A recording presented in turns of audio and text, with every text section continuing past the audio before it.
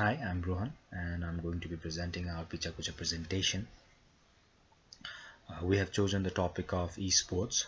Esports, also known as electronic sports, is a form of competition between players through video games. These types of games are usually multiplayer based, and these games require a platform to be played in. In 2000, it was just a competition between amateurs, but by 2010, esports has gained a very significant role in the video game industry. Most common games genre in esports includes battle royale game, which is an online multiplayer game which blends on survival, exploration, and last man standing format. Secondly, fighting games are based on combat formats with limited characters placed on a stage where the boundary is limited. Thirdly, FPS game stands for first person shooter game, where you are playing the game in the first person perspective, which means the player playing the game will view the game through the eyes of the protagonist. Real-time strategy games are those games where progress of incremental turns are not considered.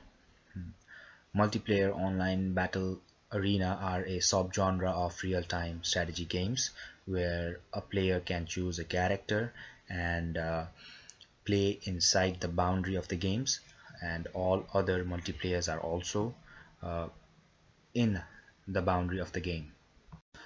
Talking about the history of esports, the earliest known esports competition was held in 1972 at Stanford University for the game of Space Wars.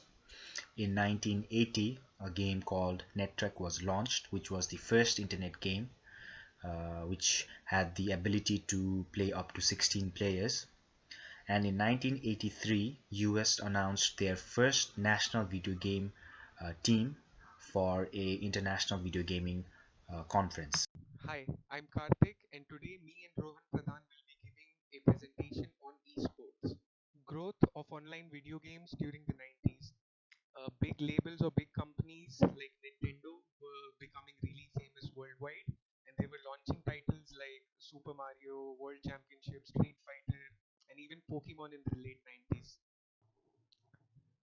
Global tournaments from the 2000s till now. Some tournaments like Intel Extreme Masters, G7 Teams, etc., are $1 million prize pool tournaments which are held for games like Counter Strike, Dota 2, etc. Classification as a sport. This is a really controversial point of debate, but I believe it is a sport and not a competition.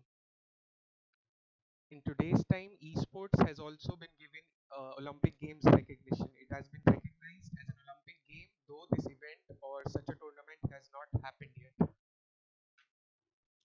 Different types of video games and their design.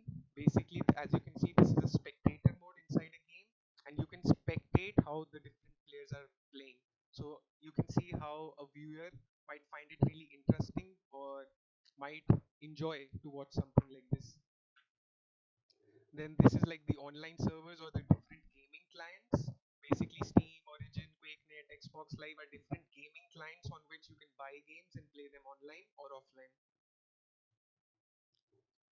Video game design in terms of local area network. A local area network is a LAN. It basically virtually connects a lot of computers together. So if there's like a tournament which is happening, example like an 8 versus 8, so they would be connected in LAN, and all the different players would have like a different ping system. Different types of leagues and tournaments. Dota 2 has awarded approximately more than 86 million US dollars in prize money, with 632 registered tournaments with more than 23 players winning over $1 million. The 2019 prize pool for FIFA E World Cup is the largest in games history, with a total of 500,000 up for grabs for players.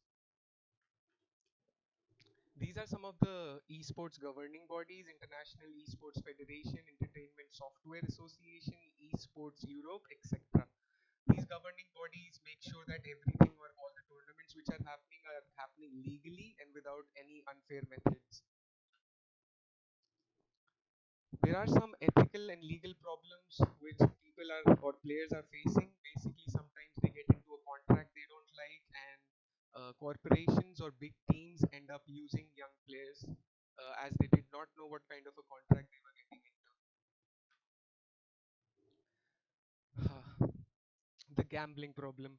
Basically, there's a virtual market for each and every or most video games out there. One of the biggest ones being from Counter Strike Global Offensive. And what this has caused is like a gambling problem for the teenagers or young kids. And basically, what they do is like they buy different kind of skins or trade those skins on the Steam market or try to gamble them away online on different kinds of gambling websites. And these virtual skins or these virtual currencies, they have like a real life value as well. Like for example, $100 gun skin inside a video game would actually be costing you $100 outside in the real world. Uh, Media coverage. So esports has been given a lot of media coverage over the years through Yahoo, the internet, streaming services like Twitch, YouTube, and it has more than millions of viewers every other day for these tournaments and these players just to watch them live. The esports ecosystem report shows the market is supposed to surpass $1.5 billion by 2023, as you can see on the chart. Women in esports. The rate of women participation in esports is increasing every year. Out of the total esports player, 30% consist of women, and out of all the esports audience, 35% consist of women. And according to a research, the increasing female participation in esports is through mobile games and tablets. 7 out of 10 top mobile earners are women, and not only on mobile gaming format but also other gaming formats such as FPS game, such as Counter-Strike also consists of 24% of women, and real-time strategy games such as Dota also consist of 22% of women. There are different uh, competitions worldwide that are organized which features only women, and the rate of women in gaming has been increasing in US. Now 66% of the women populations are considered gamers. Even in a third world country like Nepal, esports has a big significant factor in the gaming industry. Nepal have an association called Nepal Esports Association, which functions and organizes different uh, tournaments of esports for male and female players. Likewise, Nepal also have their national Counter-Strike team and national Dota team. Different competitions with major winning prizes are also organized in Nepal. Uh, We have now reached the end of the slide. Thank you for giving us the opportunity to present this.